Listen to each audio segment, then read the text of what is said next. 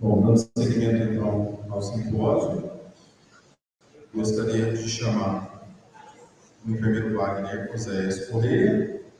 O Wagner é enfermeiro graduado pela Unifenas, enfermeiro coordenador do curso de suporte avançado de vida no trauma, 7 anos, enfermeiro em ambulância, suporte avançado de vida, professor em escola de formação em técnico de enfermagem, enfermeiro em unidade de pronto atendimento, enfermeiro da especialidade de cirurgia geral, neurocirurgia e cirurgia plástica, por 7 anos, e membro participante do LIM nas emergências.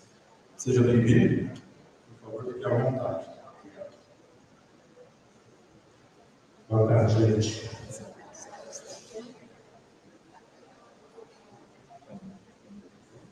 Primeiro, agradecer a oportunidade. E aqui, quando a gente fala sobre lesão por pressão, o objetivo aqui não é falar sobre tratamento de feridas, mas mostrar um pouco como esse paciente, dentro da unidade de terapia intensiva, ele desenvolve principalmente essas lesões e algumas características delas aí no dia a dia desse paciente. A primeira questão que a gente sempre coloca, que é um problema de saúde pública, principalmente que aumenta muito a morbidade e a mortalidade desses pacientes dentro dos hospitais. É evitável em até 95% das ocasiões. E eles vão carregar grandes impactos e prejuízos na qualidade de vida desses pacientes. Constitui, principalmente dentro das unidades hospitalares,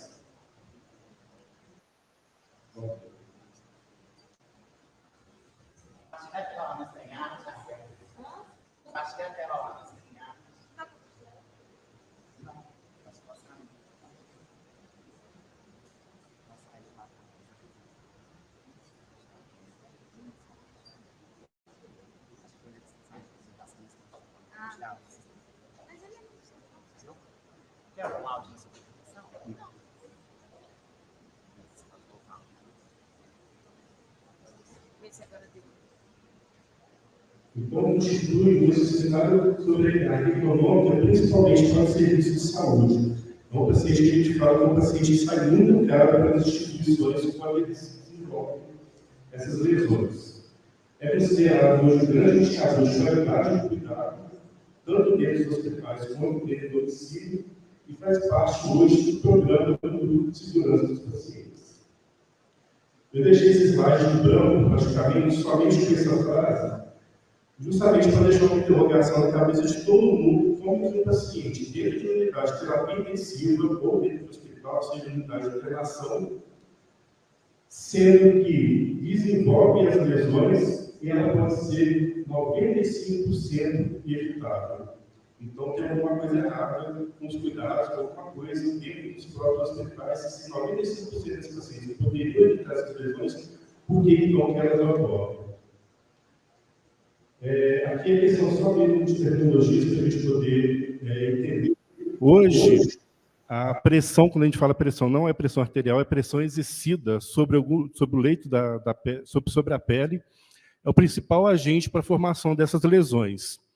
E hoje, a partir, na verdade, de 2016, o termo que a gente usa é lesão por pressão. Mas a gente sempre ouve falar úlcera por pressão, que eram as terminologias usadas anteriormente. Úlcera de decúbito, escara, que é a mais comum que a gente ouve falar, e as escaras de decúbito, mas a terminologia que a gente usa hoje são as lesões por pressão. E esse termo escara não é adequado para descrever esse processo de pressão. Então, ele não deve ser utilizado para designar ele é somente designado para usar quando tem aquela parte preta, aquela necrose preta mesmo do leito da ferida, e aí sim a gente usa como escara. É um dano localizado na pele, né, ou então nos tecidos moles subjacentes. Normalmente ele vai acontecer principalmente sob uma proeminência óssea, mas hoje a gente consegue ver principalmente aqueles pacientes que desenvolvem lesão por dispositivos médicos. Essas lesões elas começam a aparecer principalmente em locais que não sejam diretamente sobre proeminências ósseas. Esse resultado da pressão ele pode ser, dependendo pela sua intensidade ou não, e ele também depende do tempo, pode ser mais prolongado ou não, vai depender do dispositivo, vai depender do local da pressão, se realmente esse local está recebendo uma pressão maior ou não, ou por um tempo mais prolongado ou não. E sempre combinado principalmente com cisalhamento. Esse cisalhamento a gente vai observar ali na frente, que é principalmente quando a gente vai fazer qualquer tipo de movimentação com o paciente no leito. Então, o excesso da pressão nos tecidos pela sobrecarga aplicada, principalmente nos tecidos moles, principalmente próximos às proeminências ósseas, é a principal causa do desenvolvimento dessas lesões. E existem 3 fatores patológicos que vão desenvolver essas lesões. A intensidade da pressão, então, dependendo da intensidade, a gente vai ver ali na frente o pouco tempo que demora realmente para poder desenvolver essa lesão. Com o tempo e a intensidade da pressão vai causando uma isquemia tecidual.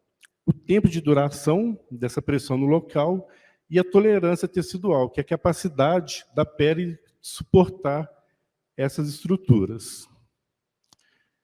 E aí também existem outros fatores, principalmente os fatores nutricionais, que a gente viu discutir aqui nas outras apresentações. A questão nutricional do paciente ela é extremamente importante para poder ou não desenvolver essas lesões. A perfusão, o microclima, que está relacionado principalmente à temperatura e à umidade do local, principalmente aqueles pacientes que têm algum tipo de incontinência fecal ou urinária, que fica muito tempo molhado ali, então vai desenvolver um microclima, vai alterar a relação de temperatura do local e pode aumentar a probabilidade de aumentar as lesões nesses pacientes. As comorbidades, idade, principalmente aqueles pacientes mais idosos que têm a pele já mais fraca, mais frágil, pode realmente também aumentar o risco dessas lesões.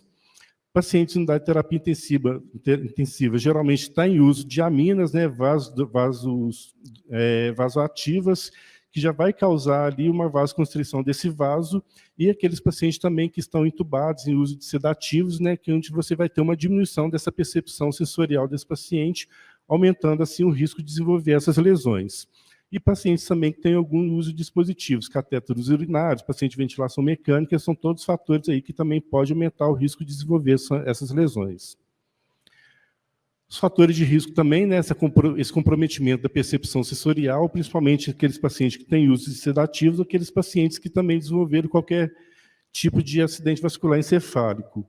Esse paciente normalmente pode voltar ou não confuso, pode ter uma percepção sensorial e alterada, uma alteração também, principalmente por conta da fraqueza, né, por conta dessa diminuição da percepção da pele. O comprometimento da mobilidade, aquele paciente que vai ficar mais tempo acamado, igual a gente viu aqui nas outras apresentações, é um paciente que ele não consegue, por si só, fazer toda aquela movimentação no leito. A gente depende da equipe de fisioterapia, enfermagem para poder fazer, e outras, né, para poder fazer essa mobilização do paciente. O cisalhamento, a fricção e a umidade são aqueles movimentos que a gente vai fazer no paciente. Então, a gente sempre recomenda que evite fazer qualquer tipo de movimento onde que você vai arrastar esse paciente no leito. Então, é sempre orientado que se faça com o maior número de pessoas e que a gente levante esse paciente. Quanto mais tempo esse paciente fica na cama, às vezes aquele paciente que está voltando de uma sedação, aquele paciente fica mais agitado, ele fica fazendo aquele processo de cisalhamento também no leito da ferida, no leito, vai aumentando ali o risco de aumentar essas lesões. E essas lesões acontecem principalmente por conta dessa questão do fechamento capilar. Então, a gente tem uma pressão aí, principalmente a vascular, de 12 a 32 milímetros. Então, aqui nesse primeiro slide, a gente consegue ver o osso, os capilares livres e a pele, onde a gente não tem uma compressão. A partir do momento que a gente tem uma compressão aqui dos vasos, aqui a gente tem a superfície da cama, a pele e o osso, essa compressão aqui vai fazer com que diminua a chegada de oxigenação, diminui a chegada de nutrientes, e a gente vai ver na frente que tão rápido o paciente pode desenvolver a lesão só de ficar exercendo essa pressão aqui, principalmente em cima de proeminências ósseas. Então, a gente tem um estudo aqui que a gente mostra, né, principalmente a quantificar a intensidade dessa pressão, e ela foi feita paciente em supina, em prona, sentado sem apoio dos pés pendurados e sentados com apoio dos pés. Então, aqui a gente vê uma distribuição desse paciente mostrando a quantidade de pressão exercida quando esse paciente está deitado no leito. Então, quando a gente vê essa imagem aqui, quem já tem uma experiência e já convive com esses pacientes dentro da unidade de terapia intensiva, a gente consegue ver quais são os principais locais que desenvolvem essas lesões. Então, principalmente aqui, região occipital, que a gente tem uma pressão até 40, né? A gente viu que de 2 a 32 já aumenta muito para poder aumentar aparecer essas lesões. Região sacra podendo chegar a 60, joelho, aquele paciente, principalmente nessa época de Covid, que a gente pegou muito paciente de prona, a pressão podia chegar a 50 ali, aumentando também, principalmente, essas lesões de joelho, e as principais que a gente vê que são nas regiões isquias, principalmente aquele paciente ali chegando a pressão até de 100. Então, se a gente não tirar essa pressão do local, esses pacientes, com certeza, eles vão desenvolver essas lesões. E aí aqui a gente consegue ver esse gráfico aqui mostrando, se o paciente chegar com uma pressão até de 600, em apenas 2 horas já é o suficiente para esse paciente poder desenvolver uma lesão. Então, aquele paciente que chega dentro de uma unidade de terapia intensiva, no pronto-socorro, até mesmo durante um transporte, dependendo da posição que ele ficar, da superfície que ele ficar, se não for uma superfície que ele realmente tem um apoio, a gente aqui, pelo menos, uma pressão de 200, esse paciente em 12 horas já é o suficiente para ele poder desenvolver uma lesão dentro de uma unidade de terapia intensiva, dentro de enfermaria, ou em qualquer outro lugar que ele esteja. Então, aqui é só um gráfico para a gente poder entender, né? Então, a gente tem a pressão, a gente vai ter a oclusão capilar, a hipóxia tecidual e uma palidez da pele. Se tiver o alívio da pressão, esse paciente vai apresentar uma hiperemia reativa, vai resolver a questão da hipóxia, vai voltar a oxigenar, chegar nutrientes na célula, a gente vai conseguir resolver o problema se o paciente não desenvolve a lesão. Se a pressão persiste, a gente vai ter uma isquemia tecidual, acúmulo de resíduos metabólicos, o aumento do acúmulo de proteína no espaço intersticial, vai aumentar a permeabilidade capilar, edema tecidual, piora de perfusão, o paciente ele apresenta essa lesão. É muito rápido. Olhando aqui, a gente pensa assim, o paciente precisa ficar 2 dias, 3 dias, uma semana acamada. 2 a 12 horas já é o suficiente para esse paciente apresentar uma lesão, principalmente de grau 1, que a gente vai ver ali na frente, né? Do estágio 1. Então, aqui a gente hoje classifica essas feridas em estágios, né? Elas vão de 1 a 4. Hoje também ela é classificada como não classificável, que é aquela lesão que eu falei, que ela apresenta aquela crosta, né? Aquela escara, a necrose, e eu não consigo identificar a profundidade dessa lesão. A tissular profunda e principalmente relacionado a dispositivos médicos. Vou passar aqui rapidamente, tá? Só para a gente poder entender que, então, aqui é estágio 1. A gente ainda tem a pele íntegra, só que a gente vai ter aquele eritema, né, que não esbranquece. O estágio 2, a gente vai ter uma perda parcial, já da estrutura, e aí a gente já começa a ver flictema, né, bolhas e até mesmo exudato, seroma dentro do leito da ferida. O estágio 3, a gente já começa a ver uma perda total de espessamento da pele, e ele é caracterizado por perda da pele em toda a sua espessura. Pode haver presença parcial de esfacelos, né, que são aquelas necroses, principalmente aquela necrose úmida, liquefeita, né, e escara, necrose de coagulação, e já com túneis, né, aumentando aí essas lesões para dentro do paciente. E o estágio 4, que é a exposição, né, direta do paciente, e aí a gente vai ter exposição de músculo, de tendões, de toda a musculatura do paciente, podendo chegar até mesmo com exposição óssea desse paciente. E aqui a gente tem aqui o estágio que é não classificável, que a gente falou, só que depois que a gente faz o debridamento desse paciente, e aí sim a gente vai poder classificar como uma lesão de estágio 4 ou de estágio 3. Como objetivo aqui, eu falei que não era tratamento de feridas, eu evitei colocar muitas fotos de feridas. Esse caso aqui, especialmente, eu coloquei, por quê? Porque foi um paciente que eu atendi no Risoleta Neves, era um paciente que, na época, ele tinha aproximadamente 180 quilos e foi vítima de um capotamento. Esse paciente ele ficou dentro da unidade de emergência, e esse paciente, em apenas 2 horas, principalmente por conta do peso, era uma maca que ele estava com um colchão fino, que ele não dava suporte, esse paciente já desenvolveu lesão. esse momento aqui dessa ferida já era depois desse paciente já ter ido para o bloco cirúrgico 3 vezes.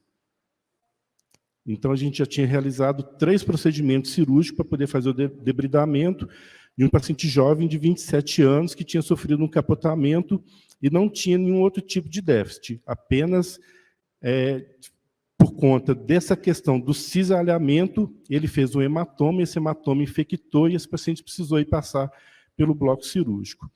Eu não sei se tem como, Raquel, colocar o vídeo rapidinho. Eu só pode finalizar e abrir o vídeo, está no WhatsApp lá que eu te mandei. Se for possível.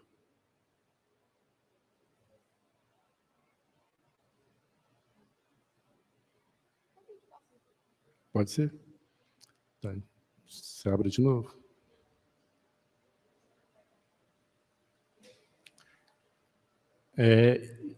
E aí a gente tem as lesões relacionadas a dispositivos médicos.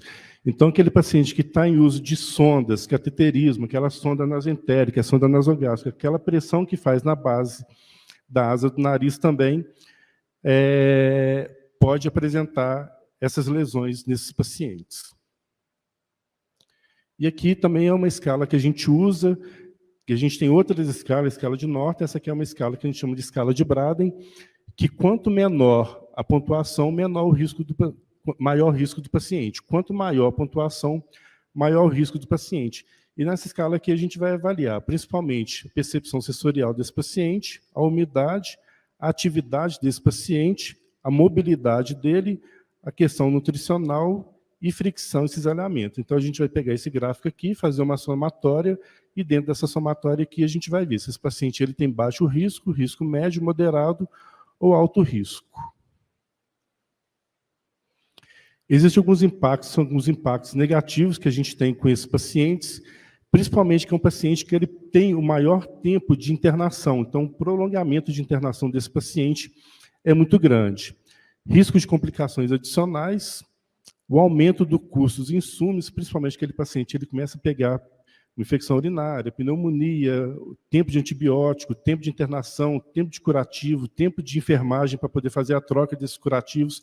Então, são todos os custos que a gente tem com esse paciente, e hoje em dia é uma questão também que muita família, muito paciente, entra até mesmo com um processo contra o hospital, principalmente quando a gente entra aqui nessa escala, e eu falei que 95% pode ser evitável, e se for um paciente com baixo risco e esse paciente desenvolve uma lesão, esse paciente, ele normalmente, hoje em dia, estão entrando com processo junto aos hospitais por conta do desenvolvimento dessas lesões, que é uma lesão adquirida dentro do hospital.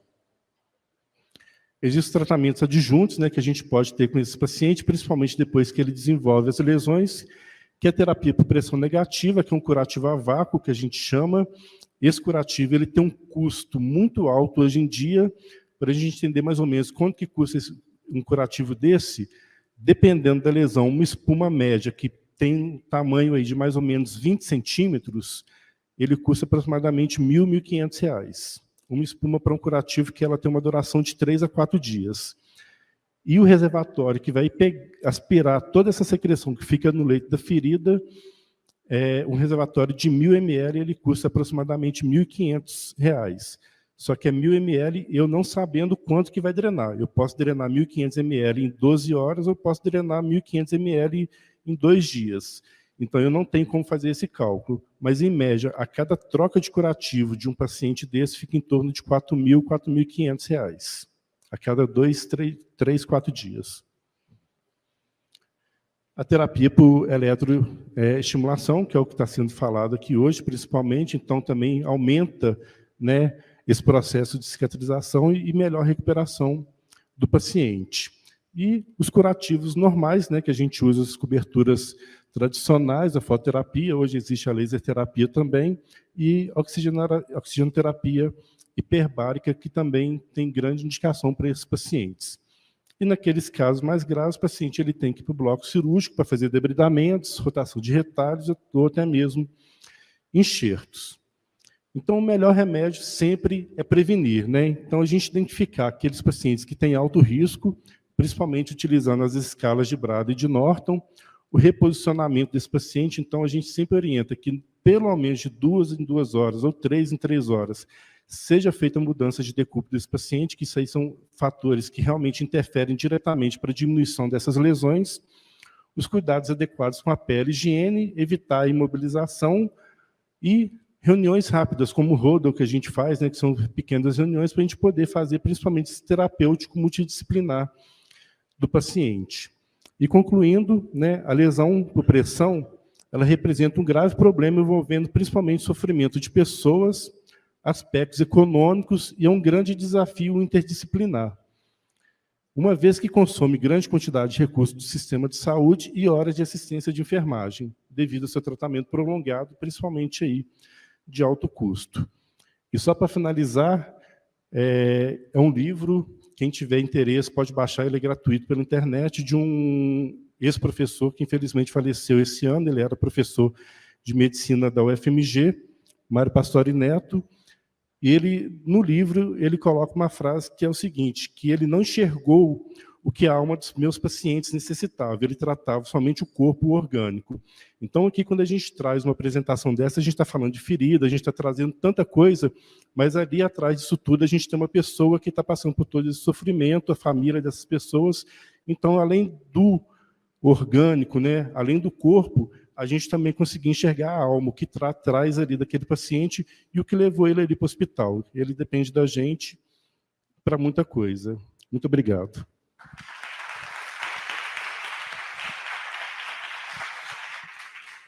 Obrigado, Wagner. Espera aí, fica aí. Obrigado pela excelente palestra. Eu vou abrir para perguntas, mas eu quero fazer uma pergunta eu mesmo. Seguinte, você tem alguma experiência com uso de laser em úlcera por pressão, ou lesões por pressão? Você tem alguma experiência com essa terapêutica? Porque a gente já tentou fazer isso na terapia intensiva. E a gente sabe o quanto é difícil. Porque depende do tamanho da caneta, da potência do laser.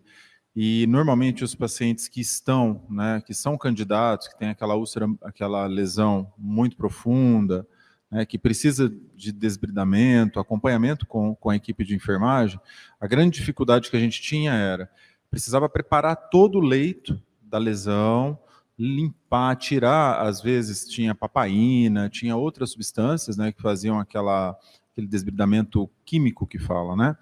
Então, até a gente conseguir chegar nesse ponto, era a hora do banho, era outro procedimento. Então, eu queria que você desse, né, a sua opinião em relação a essa terapêutica, se vale mesmo a pena, ou se a terapia tópica já está, né, já está muito avançada, assim, no sentido de, se você tira a pressão e trata direito, a lesão, isso aí já está na minha cabeça, a lesão, ela vai se resolver, né, de forma adequada. Queria só que você desse a sua opinião, por favor. Então, eu particularmente tenho pouca experiência com laser terapia. Porém, hoje, dentro do Risoleta Neves, a gente tem uma outra especialidade cirúrgica em que a enfermeira ela usa praticamente diariamente, principalmente os pacientes da cirurgia vascular. Então, a gente tem hoje um ambulatório de egresso dos pacientes cirúrgicos, né? Então, tanto pacientes da cirurgia geral, neurocirurgias, ortopedia e cirurgia vascular, mas principalmente os pacientes da cirurgia vascular, eles se beneficiam bastante dessa terapia, que é a laser terapia. E essa questão, assim, a gente, dentro da unidade, hoje a gente não faz esse tratamento. Então, hoje a gente usa principalmente para esses pacientes egressos, até mesmo como uma forma para diminuir essa internação desse paciente, aumentar, né, a deshospitalização, e aí é uma oferta que a gente tem para esses pacientes, que é a laser terapia. E pelos estudos, pelo o contato que eu tinha, né, porque não era a minha especialidade direta, a gente via um grande resultado, principalmente aqueles pacientes com pé diabético. Então, aquelas lesões de membros inferiores, as úlceras de membros inferiores, a gente realmente via uma melhora muito importante desses pacientes. Valeu, obrigado. Quer fazer alguma pergunta, Lígia? Vamos ver se a gente consegue puxar uma aqui do online. Você consegue, Lígia? Alguém tem alguma pergunta enquanto isso? Alguém quer perguntar alguma coisa para o Wagner? Deixa eu ver. Tem uma pergunta aqui, Wagner, da Nirleia Oliveira. Existem estudos importantes sobre resultados relevantes com o uso de estimulação elétrica neuromuscular para a prevenção da lesão por pressão. Como o Dr. Wagner vê a estimulação elétrica neuromuscular, pode prevenir a lesão por pressão? Já utiliza em seu serviço? No momento ainda não. Mas essa questão desse tratamento, o que acontece? O paciente, hoje, e é uma realidade que, infelizmente, que a gente vê, é um número grande de pacientes para um número menor de uma equipe de enfermagem. Então, a gente consegue ver, principalmente aquele paciente que fica acamado, um período, às vezes, infelizmente, maior do que ele deveria ficar na mesma posição. Quando a gente tem todo um trabalho multidisciplinar, seja da terapia ocupacional, fisioterapia, até mesmo fonoaudiologia, e a gente tem todo esse trabalho multidisciplinar junto com o paciente, associado aos cuidados de enfermagem, mudança de decúbito, tratamento com coberturas, quando o paciente já desenvolve a lesão, a gente realmente vê uma diminuição do tempo desse paciente, uma recuperação muito mais rápida desse paciente, principalmente quando ele recebe alta e vai para a enfermaria. Então, quando a gente tem todo esse tratamento que inicia dentro da unidade de terapia intensiva e a gente vê esse paciente depois que ele já vai para a unidade de internação, é muito nítido, notório a recuperação desse paciente. Eu vou fazer só mais uma, se vocês me permitirem, se você também.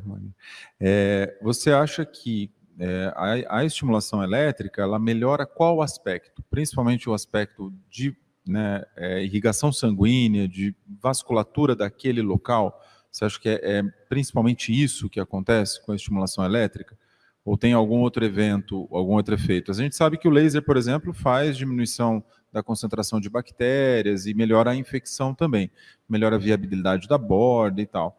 A estimulação elétrica seria realmente para aumentar o aporte de sangue nessa úlcera. Eu vou usar até mesmo o exemplo desse paciente que eu dei aqui agora, que ele era um paciente que ele pesava aproximadamente 180 quilos na admissão dele. Por conta do tamanho da lesão, que foi uma lesão realmente muito profunda, ele ficou muito tempo dentro da unidade de terapia intensiva e foi um paciente que ele desenvolveu uma dor crônica de uma neuropatia, principalmente por conta das lesões que ele teve de nervos. Então, quando a gente começou a observar que esse paciente, a gente começava a movimentar ele, e ele tinha uma restrição muito grande ao movimento, principalmente por conta da dor, que era uma dor assim, que quando a gente classifica a dor de 0 a 10, a dor dele realmente era 9, 10, que era uma dor quase insuportável, mesmo com o uso de medicação. Então, quando a gente tem todo esse trabalho da eletroestimulação, a gente consegue melhorar tanto o aporte sanguíneo ali no local, também a gente consegue fazer com que essa musculatura, todo esse sistema neuromuscular, ele trabalhe junto a favor do paciente. Então, aquele paciente que ele fica muito restrito e que desenvolve essa dor neuropática, quando a gente começa a estimular esse paciente, tanto com a eletroestimulação, mas também com a fisioterapia, estimulando esse paciente, a gente consegue ver uma melhora muito importante. Tanto que esse paciente, como exemplo, ele internou em agosto e foi de alta em setembro, mas foi de alta praticamente com 90% da ferida fechada. Em 2 meses, o paciente já estava andando, em 1 ano ele já estava trabalhando, inclusive, de motorista. Então, foi um paciente que teve uma recuperação muito boa, mas é igual a gente fala, a primeira parte, que foi esse tratamento da ferida, ele foi importante para salvar a vida do paciente, e a segunda parte, que foi, além do tratamento, todo esse tratamento de fisioterapia, movimentação dos pacientes, estimular a deambulação, tirar esse paciente do leito, fazer todas essas movimentações, que foi realmente para a gente poder realmente voltar ele para a sociedade, que ele tivesse realmente uma vida de novo para a sociedade, aí, trabalhando, desenvolvendo suas atividades. Valeu, Wagner, obrigado. Muito obrigado pelas explicações e por sua palestra. Valeu.